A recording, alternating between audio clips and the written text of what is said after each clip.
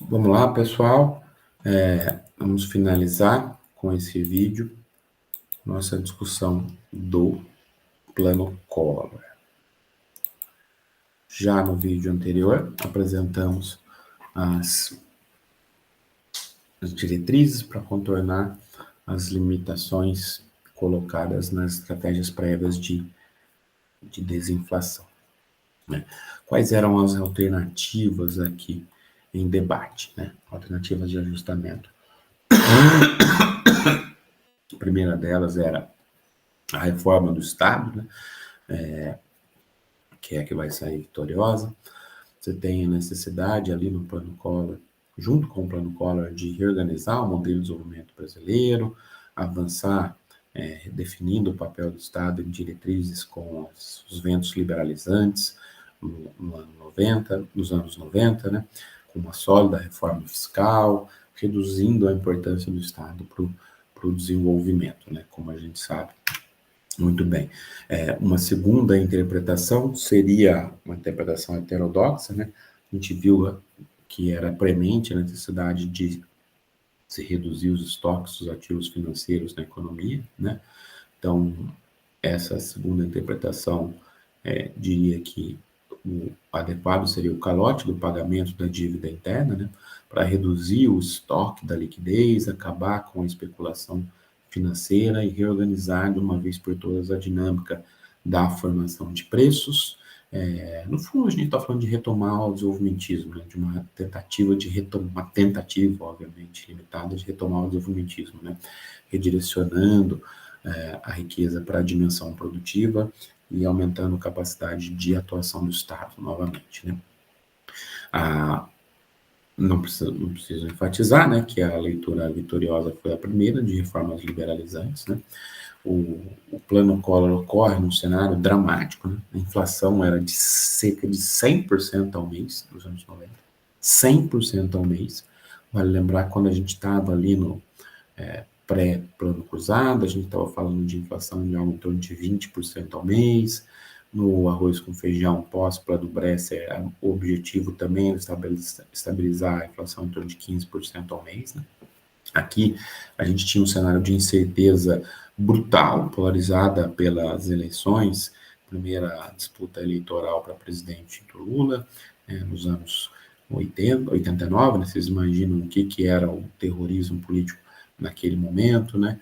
Diversos traumas na economia brasileira decorrente dos choques nos anos 80, e havia muito claramente a perspectiva de alguma desvalorização da dívida, né? Inclusive, foi utilizado de maneira ardilosa e suja na campanha pelo Collor a ideia de que o Lula faria um confisco das poupanças dos trabalhadores, né? Quando foi exatamente o contrário, né? Havia uma perspectiva muito grande, então, de desvalorização da dívida ou de um certo confisco. O Plano Collor, né, elaborado pela Zélia Cardoso de Mello, né, tinha como estratégia reduzir drasticamente a especulação financeira, né? Havia nesse cenário uma preferência elevadíssima pela liquidez por parte dos agentes.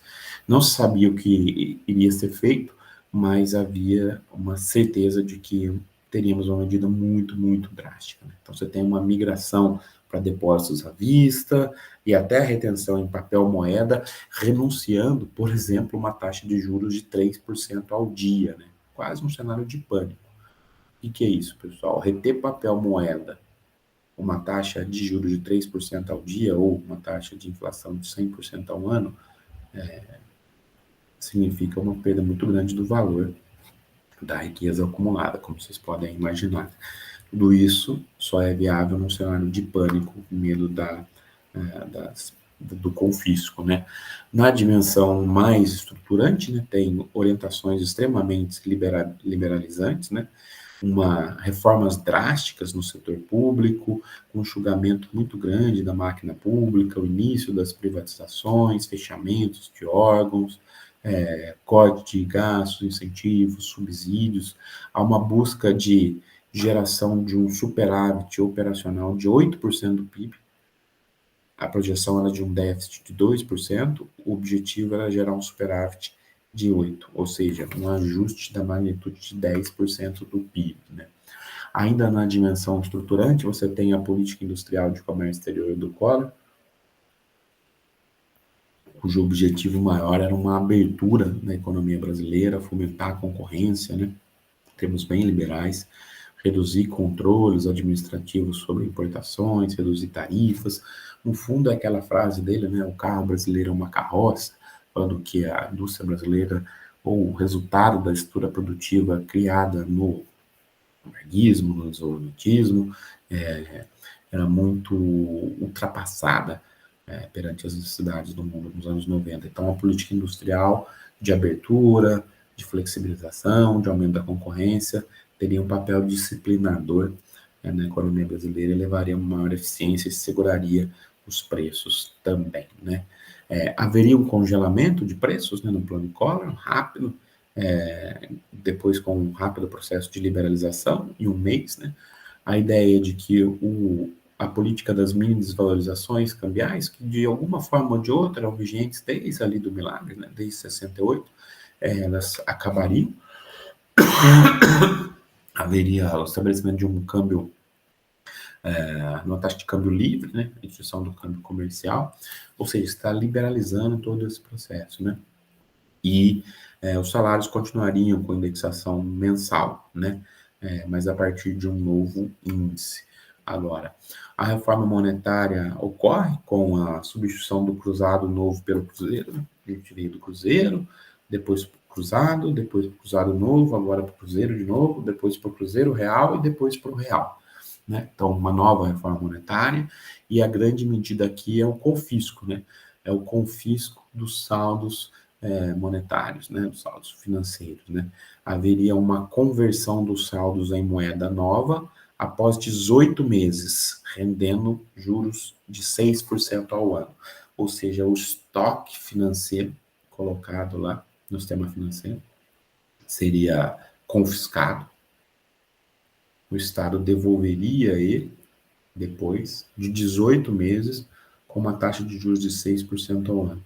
O que na prática significa, com a não desinflação na economia, uma perda muito grande do valor dessas aplicações financeiras, né? Então, você confiscaria esse estoque de riqueza, além disso, colocaria um imposto único sobre os saldos da riqueza financeira, ou seja, lá, de novo, a ideia de reduzir o tamanho da dimensão financeira para readequar a lógica de formação de preço na economia, 8% sobre aplicações a juros, né, exceto poupança e depósito à vista no valor mínimo, né, e 35% sobre ouro e ações, né, sobre o saldo, ou seja, impostos grandes, né.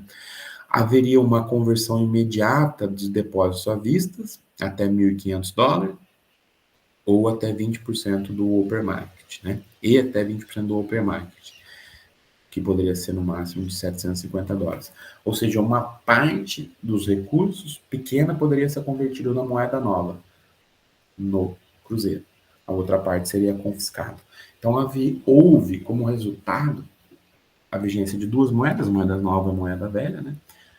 Cruzado novo e o cruzeiro, e um impacto de supressão generalizada da liquidez, supressão gigantesca da liquidez na economia. Sumiu o dinheiro da economia, com uma ameaça de depressão muito grande, né? A produção industrial cai 30% em abril em relação ao ano anterior, o comércio cai 22%, né? Tem uma taxa de juros altíssima, 30% ao mês, com inflação próxima de zero nesse primeiro momento. Você congela, confisca a liquidez, a inflação vai próxima de zero, joga os juros de 30% em 30% ao mês e a moeda some de circulação. Ou seja, cenário de praticamente depressão. Começa a haver uma generalização tácita de dívidas em créditos comerciais, ou seja, eu paraliso a economia, paraliso completamente a economia. Não tem como honrar com as minhas obrigações e nem receber aquilo que eu tenho de direito. Então, começa a ter créditos comerciais tácitos, né? Há uma percepção de que houve um ajustamento excessivo da liquidez, né? Há um ajustamento excessivo, então começam-se a introduzir algumas torneiras de liquidez, né? Permite-se que aqueles saldos bloqueados em cruzados novos fossem utilizados, transferidos para cruzeiros em algumas situações, que são as torneiras de liquidez. A primeira dela, recolhimento de impostos federais, né? Ou seja, eu tenho imposto, sou uma empresa, tenho imposto, sou um cidadão a pagar com o Estado, mas eu não tenho liquidez agora. Só que eu tenho um saldo confiscado em moeda velha.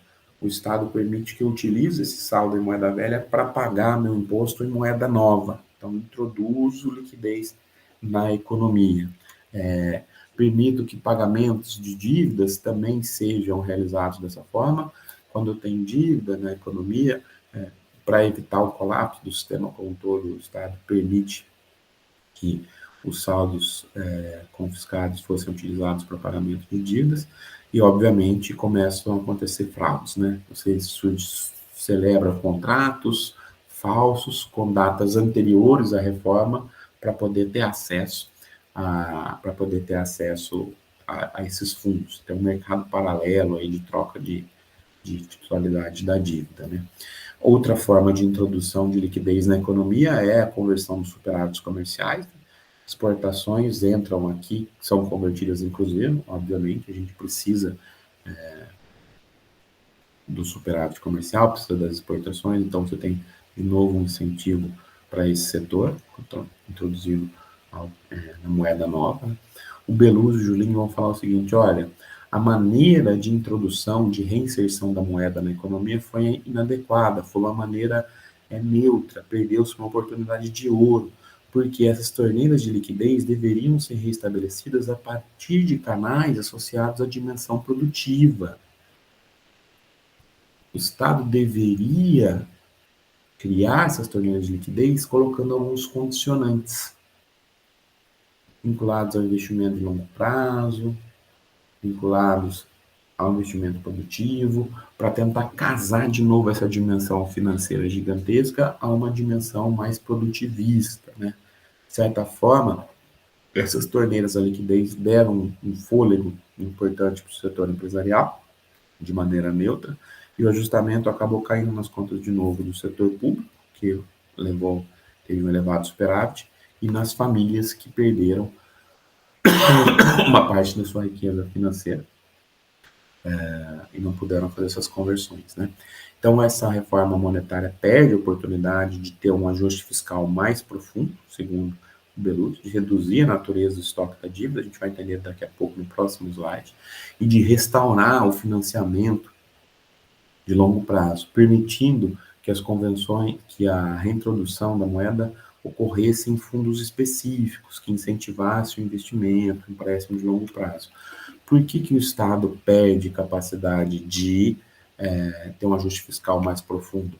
Porque havia um poder discricionário gigantesco por parte do Estado. Como você tinha duas moedas de circulação, o cruzado novo e o cruzeiro, né, uma completamente desvalorizada, o cruzado novo, o Estado poderia, com deságio de até 50%, o Estado poderia fazer leilões para a introdução de cruzeiro na economia, trocando por cruzados confiscados. Ou seja, você poderia comprar títulos da dívida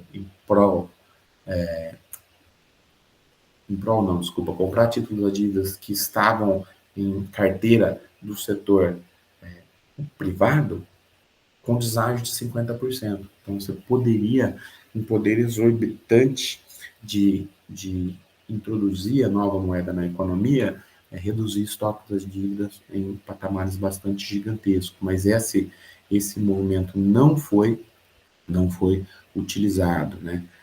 Não foi utilizado.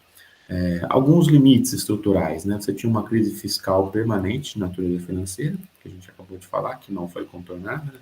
Há um estrangulamento externo recolocado permanentemente, né? Só vai ser solucionado no finalzinho aqui do plano Cotter, né? E depois vai ajudar ali no plano real. E havia um elevado estoque de moeda indexada, como a gente sabe muito bem, que ameaça permanentemente a especulação dos ativos, né? O resultado perante essas limitações estruturais é a incapacidade do plano Collor reverter a formação de expectativas na economia, né, de articular e coordenar um novo crescimento baseado no investimento produtivo, né? Que mais? Os saldos comerciais, o efeito positivo do saldo comercial nos primeiros meses já se esgota, você tem uma incapacidade de ter fluxos voluntários de capital, porque você tem um saldo ali no primeiro momento, porque a economia paralisa, né? Você não tem mais demanda, né? E isso vai gerar uma tendência de desvalorização da moeda local de 72% entre outubro e novembro, ou seja, mais pressões inflacionárias, né? Um aumento da instabilidade na economia, pressões generalizadas para a introdução da indexação, aquela instabilidade permanente, começa a ficar claro que o plano vai fazer água e os oligopólios têm capacidade de remarcar novamente os preços e se adiantar um possível novo congelamento. Né? Avançando aqui, por outro lado, também, olhando para a dinâmica econômica, há um risco também um risco do sistema bancário, risco maior ao sistema bancário, eles têm dificuldade de conceder crédito nessa situação, taxas de juros muito elevada, instabilidade cambial e uma possibilidade de escalada da inflação com estagnação. Opa, todo mundo paralisa suas decisões, né? As expectativas eram elásticas, você tinha uma incapacidade da política monetária e fiscal, como a gente já discutiu bastante, contornar esses efeitos desestabilizadores. Nesse cenário, temos o Plano Collor 2, início de 91, né? Uma recessão gigantesca, pior recessão ali em 91, desde 81, 83, né? Desde da crise da dívida, um cenário de esgotamento, baixa efetividade das políticas fiscal e monetária, como já discutimos, um novo choque com novo congelamento de preços, né? Plano Collor 2, com ajuste das tarifas públicas, medidas para pacote fiscal, mesma lógica de sempre, né? Há uma tentativa na mudança das regras de indexação, de novo, uma tentativa de desindexação forte, generalizada na economia, vai se repetindo o diagnóstico, né? E uma tendência da proibição das aplicações financeiras de curtíssimo prazo. De novo, a mesma lógica. Reduz a indexação, proíbe a aplicação de curtíssimo prazo, faz uma taxação gigantesca para as demais aplicações de curto prazo, para tentar alongar a destinação financeira do montante financeiro na economia, tentar readequar sua dimensão com a lógica produtiva. Né? Cria-se um fundo de aplicações financeiras, que na prática era um único fundo com liquidez diária, tentando fazer com que os recursos nesse fundo fossem destinados de alguma forma ou de outra ao investimento para tentar recompor a competitividade da economia brasileira, recompor o investimento, né? Mas, de novo, isso não dá certo, né? Não se consegue subordinar a lógica financeira a essa reorganização da economia, né?